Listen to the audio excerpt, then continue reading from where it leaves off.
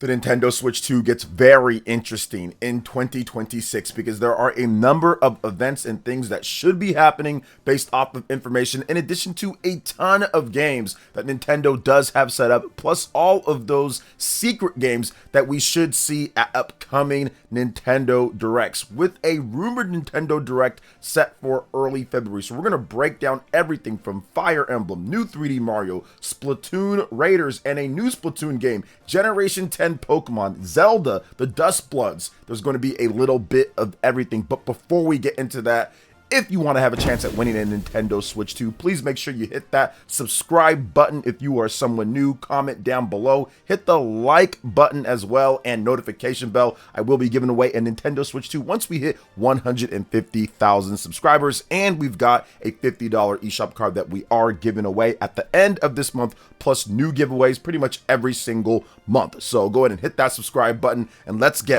right into this here. We're going to start off with the upcoming Nintendo Direct that's rumored for early February. There's not really too much to say on this because I have made other videos on it, so definitely check those out on the channel if you haven't seen that. But the rumor right now is that Nintendo is set to have a Direct in early February, February 10th to be exact. It was leaked from, I think, some like French reporter or something like that. But either way, it is something that Nintendo's done before in the past, so I would expect Nintendo to have a early February Direct. They've done it before in recent memory, outside of last year, but in recent memory, Nintendo usually has the Directs in February, and I would expect it to be that because they have their investor financial meeting in February as well, and I think they want to have a big splash before the end of the quarter that's in March, so it just makes sense. Everything is lining up for there to be a February Nintendo Direct. There are a number of third-party games and other stuff that's happening as well. With Resident Evil, we still don't know everything with that game when it comes to Resident Evil Requiem with the amiibo and certain stuff, so that could be re-revealed or shown off for the first time in the upcoming Nintendo Direct for February. So expect that to be happening, and release dates for a ton of the games that were announced at the end of last year at the last big Nintendo Direct back in September of 2025. So I would expect there to be a Nintendo Direct early February detailing Yoshi and the Mysterious Book, the Super Mario Bros. Wonder, Nintendo Switch 2 edition, and a bunch of other games. And we're going to talk about one of those other games. And one of those other games that apparently got a release date leaked was Fire Emblem Fortune's Weave. I did see people say that there was, I think, Eurogamer Portugal or some type of website that said, oh, it's coming out on May 22nd, but they don't know. And they even got a release date wrong for another game that was already dated when it comes down to like Mario Tennis Fever. So I think that that was just a typo on their hand. But Fire Emblem Fortune's Weave, that should also get a release date at the upcoming Nintendo Direct. And that is going to be a very important game for Nintendo to push because it is the first brand new big mainline Fire Emblem game since 2019's Fire Emblem Three Houses. And for those who don't know, Fire Emblem Three Houses did over 4 million plus units in sales. It was a nice little early-ish type of driver for the Nintendo Switch 2 in the summer of 2019. Now, obviously, it's not the biggest game out there. It is not a S-tier system seller, but it does have a hardcore niche of fans that will go out there and buy a Nintendo platform simply to play Fire Emblem. We've seen that when other Fire Emblem games come out with Fire Emblem Awakening, Fire Emblem Fates, Fire Emblem Three Houses. Each one of those times, the Nintendo platform that it came out on actually got a nice boost in sales. And I would say in Japan specifically, this could be a nice driver for Nintendo overall. And in the US, in Europe, there are the fans that like that strategical, tactical JRPG. I do think that Nintendo releasing Fire Emblem Path of Radiance, now at this point, recently as the time that I'm recording this video, does kind of lead into, okay, so here's this Fire Emblem, and now you're going to get the release date for this next major, huge Fire Emblem game that's set to be a pretty epic deal. Based off the analysis of the first trailer for the game, I actually did my own analysis as well. It's on the channel. You can check that out if you just type in Fire Emblem Fortune's Weave. But yeah, the games look like it's going to be absolutely stacked and packed full of content, great story beats. It's going to, from a technical perspective, be significantly better than what we saw with Fire Emblem Three Houses and pretty much any other Fire Emblem game, because Fire Emblem necessarily hasn't had the most money put into the graphics, but I think that this is the most capable system that they've ever had. Not even I think, it is the most capable system with the most overhead in order to do the best that they can from a visual perspective with Fire Emblem. So some of the issues that we saw with the Nintendo Switch 1 or with other systems, that shouldn't be a problem here based off of this first reveal trailer. Looks smooth, looks efficient, looks nice. It looks so nicely animated, and everything looks like it's going to turn out well for this game. As long as they can nail the story, which I have the utmost faith in Intelligent Systems and Koei Tecmo, or whoever all the developers are with this game helping out Intelligent Systems, I have faith that they're going to get this right. But the May 22nd release date that was so-called leaked, I think that was just a typo or a mistake or just a guess. But I would not be surprised if they did have a release date around May. Most of the time, Fire Emblem games come out in the first half of the year. Nintendo usually likes to have main Fire Emblem games out in the first half. Now, sometimes you might have a delay, like Fire Emblem Three Houses, to where that was a summer release. But if you look at Fire Emblem Engage, Fire Emblem Awakening, Fire Emblem Fates, Fire Emblem Echoes, Shadows of Valentia, all these games come out in the first half. So May or June or somewhere around that time frame does seem likely for Fire Emblem Fortune's Weave. And I do think that Nintendo wants to get all the games that they announced at the end of last year and games that were already announced that were coming. They want to get those games out in the first half, because the second half of the year is going to have a bunch of different games or new games or third-party games that have not been revealed yet at this point. So they want to get those games packed in to the first half of the year, get them spread out nice and evenly amongst each other. And then the second half of the year, we're going to see a lot of the games that will be announced at the upcoming February Nintendo Direct, in addition to the Direct that we're probably going to have in the summer of 2026. So that's Fire Emblem Fortune's Weave overall. And let's get to the next thing here. Next big 3D Mario reveal. This is very interesting because we have the Super Mario Galaxy movie that's coming up. We have the Mario Galaxy 1+2. That was on the Nintendo Switch 1 with the free upgrade to the Nintendo Switch 2. So people are wondering what they're going to do for the next 3D Mario.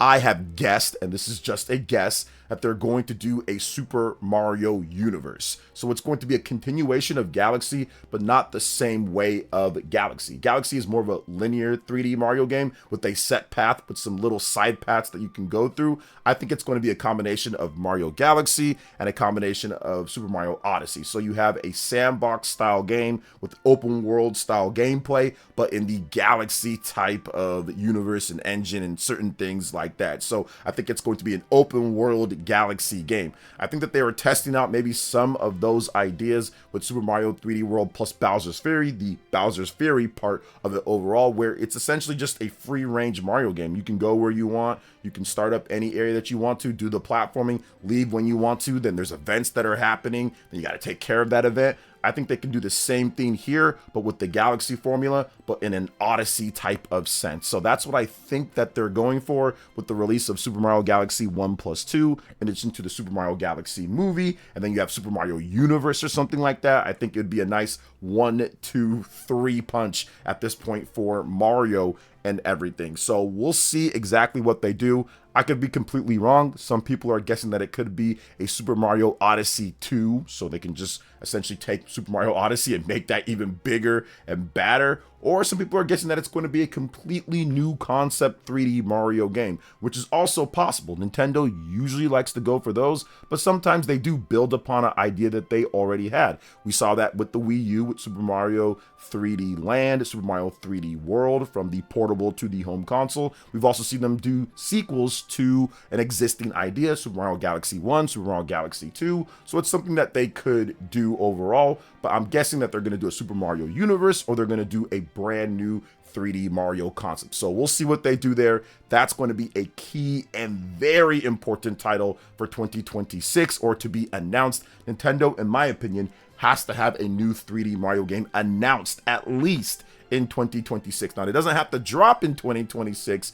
but I think they need to at least announce a new 3D Mario game sometime this year. All right, next thing up here is Splatoon and what is happening with this franchise. Splatoon Raiders, that game was announced on the Nintendo Today app randomly last year and caught everybody off guard. And then they also had an update to Splatoon 3 that made it significantly better if you have a Nintendo Switch 2, which it's nice. I've played it. It's very good on there, looks sharp, plays great. Splatoon 3, still a fantastic game, one of the best multiplayer games out there, and it has a good single player campaign packed full of content.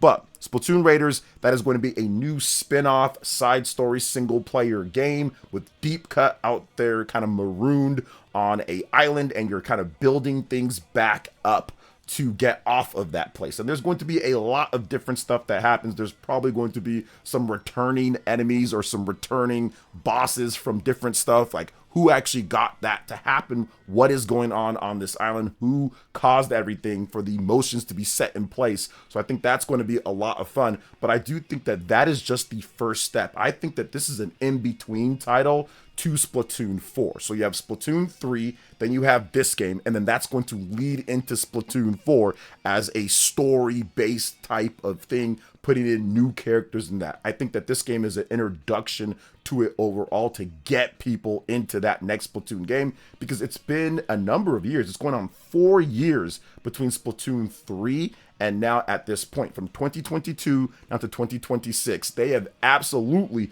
been working on a brand new Splatoon game, the next big Splatoon game. Nintendo likes to have Splatoon out early based off of what happened with the Nintendo Switch 1. They got Splatoon 2 out very early, and they're always working on Splatoon. They have a dedicated team that always works on Splatoon overall. Over the last 10 years of Splatoon's reign since the Nintendo Wii U, they've expanded a lot with that team. They've added a lot more people. They've added more teams to work on it because it's been incredibly successful and made a ton of money with the sales with Splatoon 2 and Splatoon 3 going over 10 million units plus for both of them. So there's plenty of money being pumped into this franchise, plus the DLCs that they've made money on as well. So I do think that they're working on a massive new Splatoon 4 game, and I think that Splatoon Raiders is going to lead into that brand new Splatoon 4 game that could be announced for this year. Don't know if it's going to come out this year, but I do think that it's going to be a 1-2 punch between Splatoon Raiders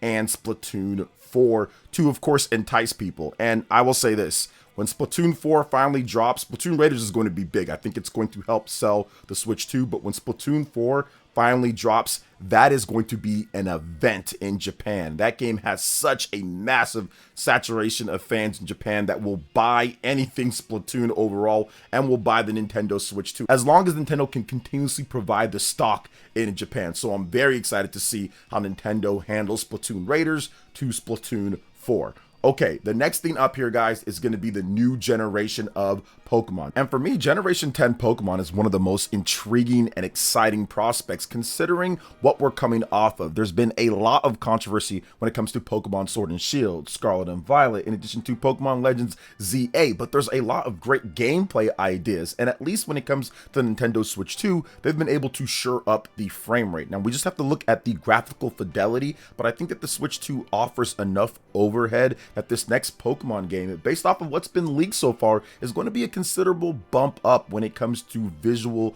quality overall. So that's just one exciting aspect about it. But the next thing is going to be exactly what they do with the gameplay. What are they going to do with the battle system? How are they going to engage and entice fans in a completely different way with a brand new system? That is going to be a huge thing for 2026 and for Pokemon fans everywhere. It's the 30th anniversary with Pokemon Day coming up. We should get that announcement, but there probably will be some other games as well. I think that the classic fans out there, they've been waiting for Pokemon Red and Blue and all of that, so we'll see if that ultimately ends up coming to NSO or a re-release in some type of way. But ultimately, I do think that Pokemon should be a bit better, just looking at the Nintendo Switch 2 system and based off of the leaks that we've gotten so far. So Pokemon Generation 10, with that Pokemon Day coming up in February, that should be a big reveal and a big release for the end of this year. I'm guessing that Pokemon Generation 10 will launch in November of 2026. They're going to have the announcement,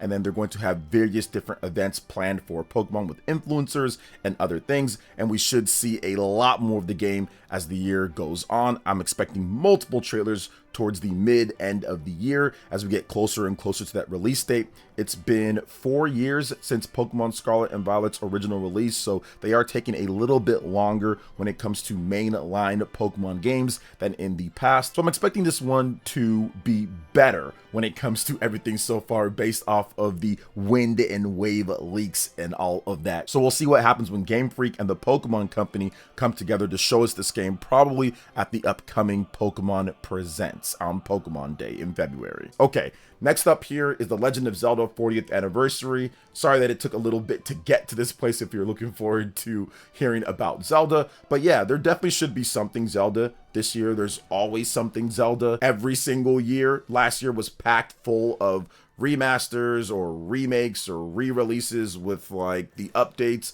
of Breath of the Wild, Tears of the Kingdom, and those were all great. I think that Legend of Zelda Echoes of Wisdom was one of the best. It's almost like a new game on the Nintendo Switch 2, so I fully expect them to do some type of remaster, remake, or something like that. Now, some people have been saying that there's going to be a Legend of Zelda Ocarina of Time remake or remaster or something, and that's definitely possible. They've remastered some of the previous games before. They've done some things, although not a lot, but they do it. They do it. We looked at Skyward Sword. There's definitely been that. So I do think that that is all on the table. Obviously, we've talked about Legend of Zelda Wind Waker HD, Twilight Princess HD. Could they do a double pack like they did with Mario Galaxy 1 and Mario Galaxy 2 and then a free Switch 2 update? That's absolutely possible. Take those two games from the Wii U, put that on the Nintendo Switch 1, then have a free update on there. I think that that is absolutely possible, and then just charge $70 for it. I think people would be excited for that if they could. I mean, not necessarily excited for the price, but excited just to have those two on a cartridge with Switch 1 and Switch 2 compatibility. So I do think that the Zelda 40th anniversary plans, that's something to look out for. We have the Legend of Zelda movie that's coming out in 2027. Now, the big thing here is, could they tease the next big Legend of Zelda game? And I would say that it's possible, just because Nintendo does like to tease Zelda years before it's released. We have generations of data that shows us that Nintendo will show the Legend of Zelda early, years ahead of time. They did it with The Legend of Zelda Breath of the Wild. They did it with The Legend of Zelda Tears of the Kingdom. They did it with Legend of Zelda Twilight Princess. They did it with multiple different Zelda titles. So in my opinion, I think that they could put this in there. I do think that there is a dedicated audience of Zelda Nintendo fans that really only buy Nintendo systems for Zelda. So if you announce that next big major Zelda game along with some remasters or remakes or something, I think that can entice a lot of Zelda fans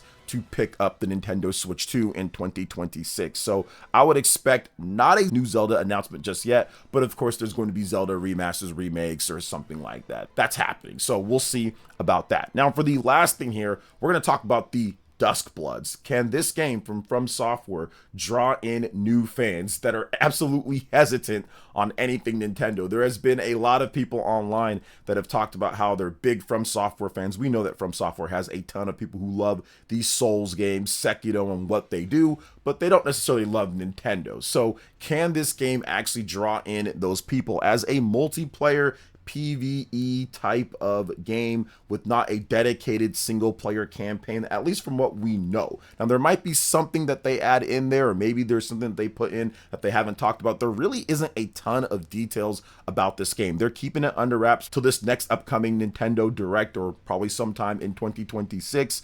But if this game can actually draw in some of these From Software fans, if you like Elden Ring Night Rain, or if you like the PvP modes or what they have in Elden Ring or what they have in some of the other Souls games, can this game draw you in with its combat, with its gameplay, with its, I would say, game flow? If Nintendo can do that, that's millions of people that are potentially looking to buy a Nintendo Switch 2 in 2026 that probably never would have bought one if they just like Souls games or whatever. So that can be a major driver in 2026 if Nintendo and From Software are able to create a gameplay experience that truly captivates the Souls experience out there and make something very unique and different. I think that is going to be potentially huge for them if they can get that done. I'm intrigued, not because I'm a huge Souls fan. I'm not anymore. I used to be. I played Demon Souls back in the day on the PlayStation 3, so I was part